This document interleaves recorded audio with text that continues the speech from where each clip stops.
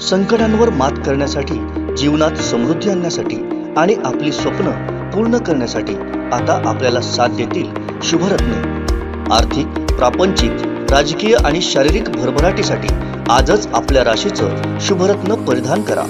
5 पिढ्यांपासून विश्वासाची परंपरा। शुभरत्न केंद्र, AH मोतीवाला, नेहरू चौक, महाराष्ट्र बँकेसमोर, निपाणी।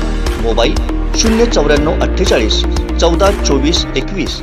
आमदार वैभव नाईक यांचा फोटो उद्धव बाळासाहेब ठाकरे गटाचे खासदार विनायक राऊत यांच्या वाढदिवसानिमित्त लावलेल्या बॅनरवरून गायब झालेत।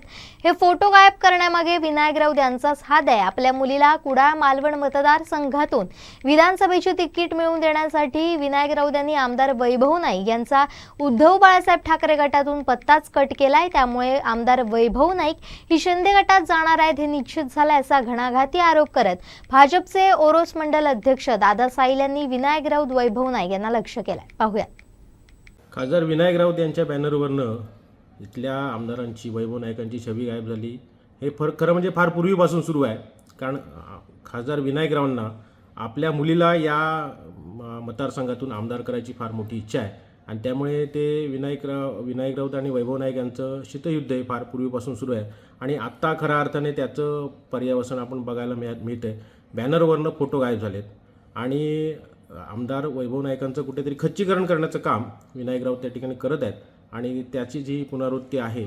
आणि यानंतर जसं काल आमच्या भाजपच्या पदाधिकाऱ्यांनी आमदार नितेश राणे, निलेश राणे यांनी वारंवार सांगत आहेत की वैभव नाईक एक सातत्याने शिंदे गटाच्या संपर्कात आहेत आणि त्यामुळेच खासदार विनायक राऊत यांनी आमदार वैभव नाईक यांना आपल्या बॅनरवरनं त्यांचे फोटो गायब केलेले आहेत।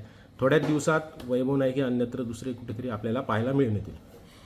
नुसतं दीपक केसरकर यांचं मंत्रिपद नव्हे तर विनायक राऊत हे दीपक केसरकरांना आमदारकीचं तिकीट मिळताने अशा सुद्धा प्रयत्नात होते, परंतु त्यांच्या दुर्दैवाने म्हणा किंवा दीपक केसरकरांच्या सुदैवाने त्यांना ते शक्य झालं नाही।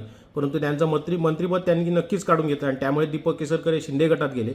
आताही कुडाळ मालवण मतदारसंघात त्याची पुनरावृत्ती होते आणि वैभव नाईक यांचे बॅनरवरनं फोटो गायब होणे ही त्याची सुरुवात आहे आणि वैभव नाईक यांचं तिकीट आज या ठिकाणी ठाकरे गटाच्या वतीने विनायक राऊत यांनी कापले असल्याचं अघोषित असं जाहीर केलेलं आहे। 100% आपल्याला आता लक्षात येईल। बघा, काही दिवसापूर्वी जिल्हा प्रमुखपद गेलं, आज खासदार विनायक राऊतांच्या वाढदिवसाच्या निमित्ताने जे बॅनर झळकलेत, या बॅनरवरनं वैभव नाईक हे स्थानिक इथले आमदार असतानासुद्धा, त्यांच्या मतदारसंघात कार्यक्रम होत असतानासुद्धा त्यांचे फोटो बॅनरवर नसणे ही या सगळ्या गोष्टींची त्या ठिकाणी अशी म्हणजे ठरवलेली चाल आहे की वैभव नाईक यांना ठाकरे गटातनं बाजूला करायचे। त्यांना ठाकरे गटाने गायब केलंच आहे, परंतु पुढे येणाऱ्या 2024च्या इलेक्शनमध्ये भारतीय जनता पार्टी त्यांना आमदारकीतून गायब करणार आहे। ठाकरे गटातील अंतर्गत लढाई असं म्हणता येणार नाही, कारण ही लढाई खासदार विनायक राऊत आणि वैभव नाईक यांची फार पूर्वीपासून सुरू आहे। शीतयुद्ध होतं, छुपयुद्ध होतं, आता ते उघडपणे आपल्या समोर येते। 100% भाजपला याचा फायदा होणार आहे। हे बातमीपत्र आणि आमच्या संपूर्ण दिवसभरातले अपडेट्स आपण पाहू शकता मोबाईल ॲपवर। लगेचच प्ले स्टोअर वर जा आणि डाउनलोड करा कोकण 7 लाईव्हचं मोबाईल ॲप।